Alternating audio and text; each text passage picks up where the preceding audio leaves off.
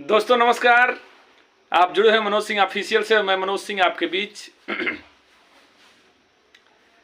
आज के पूरे दिन भर के खबरों को आपके बीच प्रस्तुत करता हूं और हर तरफ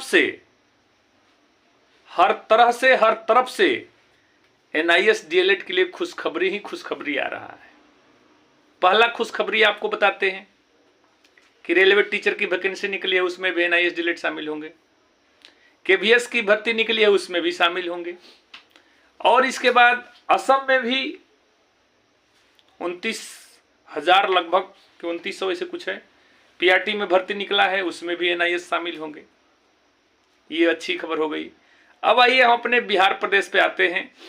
हमारे बिहार प्रदेश के जितने भी साथी हैं रोज कोई ना कोई जा करके अपना शिक्षा विभाग सचिवालय में अपना मुलाकात कर रहे हैं, अपना ज्ञापन दे रहे हैं।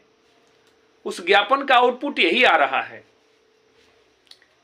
कि शिक्षा विभाग और बीपीएससी इस पर बहुत कार्य करने के लिए एग्री हो गया है और इंटरनली काम भी जारी हो गया है।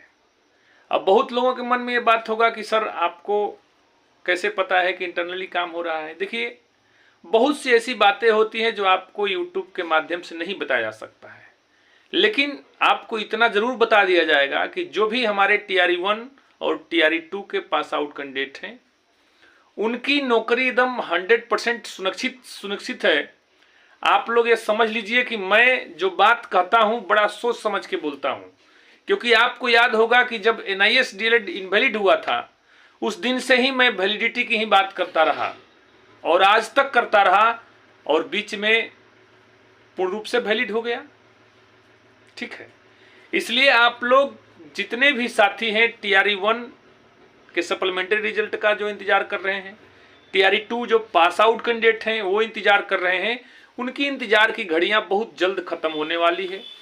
ठीक है, और इसी बीच में टीआरई 3 और टीआरई 4 का भी जितने भी तैयारी करने वाले साथी हैं अपना तैयारी में लगे रहिए और जी जान लगा के तैयारी करिए। अब उसमें एज फैक्टर एक आ रहा है, एज के लिए भी हम लोग का बातचीत हो गया है। खिचड़ी के बाद यानी 14 तारीख के बाद हम लोग डायरेक्ट जो है सुप्रीम कोर्ट में केस करेंगे।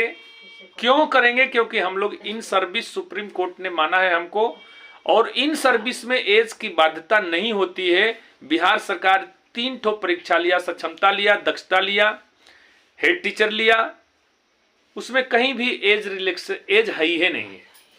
तो अब चूंकि सुप्रीम कोर्ट इन सर्विस माना है और हमारे बहुत से साथियों के द्वारा मनदीप सर से भी बातचीत हुआ है तो उन्होंने भी बोला है कि एकदम बिल्कुल आप लोग 1-2 हियरिंग में ये भी क्लियर हो जाएगा। तो हम लोग विज्ञापन आने से पहले जो भी एज का फैक्टर बीच में काम कर रहा है उस सब क्लियर हो जाएगा।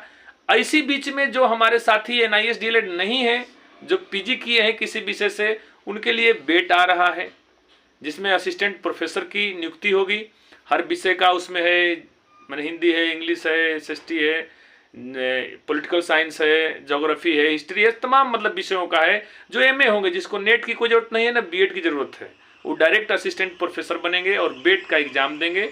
उसमें माइनस मार्किंग नहीं है, ये भी एक अच्छी बात है। तो ये अच्छी खुशखबरी है। और बहुत प्रकार की बातें हैं जो आपके बीच हम नहीं कह सकते हैं, जो इंटरनली बातें हैं। ठीक है, लेकिन इतना जरूर कहेंगे, 2 बात फिर कह के जा रहे हैं कि टीआरई 1 सप्लीमेंट्री में जो इंतजार कर रहे थे, जो 1 नंबर से कम है, उनका भी सिलेक्शन होगा और जो पास आउट है उनका भी सिलेक्शन होगा, क्योंकि उसके लिए पटना हाई कोर्ट में केस आज कल फाइल कर दिया जाएगा। ठीक है, और टीआरई 2 में तो केस करने का कोई मतलब नहीं बनता है, क्योंकि टीआरई 2 में जितना भी पास आउट कैंडिडेट है सबका रिजल्ट जारी होगा। ठीक है, यदि ऐसा लगेगा कि नहीं केस करना जरूरी है तो केस किया भी जाएगा, जैसे कि उत्तराखंड में हुआ।